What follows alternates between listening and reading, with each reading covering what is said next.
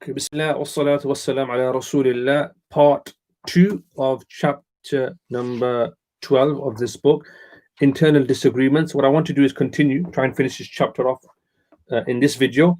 So let's move on with the section where he talks about moving on beyond this binary of looking at these discussions between the law and Sufism, right? A lot of times when we read books, when we read about commentators or academics, they kind of show like two sides of Muslims. One is a legal side of ulama, and one is an ulama class which is inclined towards Sufism. And he says, look, when you look at Haji Imdadullah, when you look at all of these authors, all of these groups, they transcend these, right? And it's very difficult because Imdadullah, being a Sufi sheikh, didn't go beyond the uh, normative regard for the law, okay? And in fact, he respected the law and he worked within the hermeneutics of law as well. And basically, one of the things that Haji Imdadullah was rather doing was trying to maintain a scholarly hierarchy, right? That look, these things are for the ulama and you need to keep them within the ulama class. So even his discussion on Imkani Nazir or Imkani Kizb, the ability for God to lie or the ability for God to create another Prophet Muhammad, he said, look, you can exert your intellectual prowess, but you should do this in private, and you should exchange brief letters amongst yourself rather than publicizing books and rather than publication of books and treatises as well. And so for him, in his project, in his book, Haji Imdadullah was really trying to protect the primacy of religious obligations whilst also making the normative space for widely practiced customs and devotional rituals, right? So look, let's not get too mired in these conversations as well. And so his central notion was what? The intentionality of the person doing these acts as well. Okay. So while the Deobandis tried to reform or abolish long established habits and customs, he was more of a realist. Haji Imdadullah was more of a realist, and he said, look, there's difficulties in trying to do it this way as well. And so this was something that was at stake here. Now, there's also some discussion in the book around who is the author, who wrote this book, Faisal Haftar Masla. But it's clear that in the book that the author was Haji Imdadullah himself as well.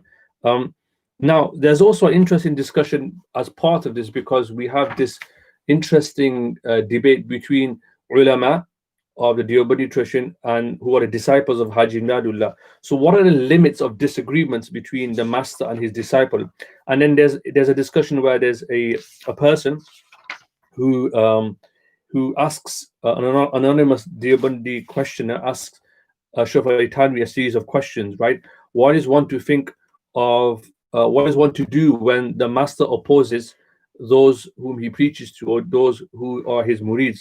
The second question was, does the institution of a master-disciple relationship require disciples to obey their masters in all matters of religion? Right. So once you become a murid of a sheikh, are you supposed to follow him in everything to do with religion as well? And the third question was around, what the third question raised by the questions shifted attention from the sincerity or strength of Imdadullah relationship with the disciples to the question of who are the true inheritors of Imdadullah's legacy, right? Was it Deobandi and Rashid Ahmad Gongoi, or was it Man Abdul Sami? Who are the true inheritors of Haji Imdadullah's discussion? And then Maulana Shafi'i Tanvi responds in some depth with academic precision to these questions, and he basically says that, look, our disagreement is basically that Haji Imdadullah we don't question his sincerity as our sheikh, but he's living in Makkah and he doesn't actually get to see what's happening, and he doesn't have the data to look at the state of the religious masses, right? If he had the same empirical knowledge, what we're observing in India, the decline in India right now, he would come to the same conclusions that we did. And then the book goes into this idea of empirical differences between Haji Imdadullah and the Deobandi ulama as well. So had Haji Imdadullah known what was going on today, then he would have come to the same conclusions as well. So he this is something to also bear in mind as well. And the book talks about how in the end the Prophet ﷺ determined in favor of the Deobandis, and that's something that you can read up in the book as well. The final point of this chapter here, I guess two final points as well, is that when you look at these discussions around dreams, which a book goes into some detail of The Deobandi ulama use legal arguments to buttress their points of view, but they also engage in understanding dreams and uh, experiences as well. This makes it very, very difficult to say, the Deobandis are sort of very dry, cold, bleak, disenchanted Muslims. They were very dry ulama, right? That's not actually true. And the same thing can be said about the Barelvis, saying, well, they were just Sufis and mystical, and and there's a binary here.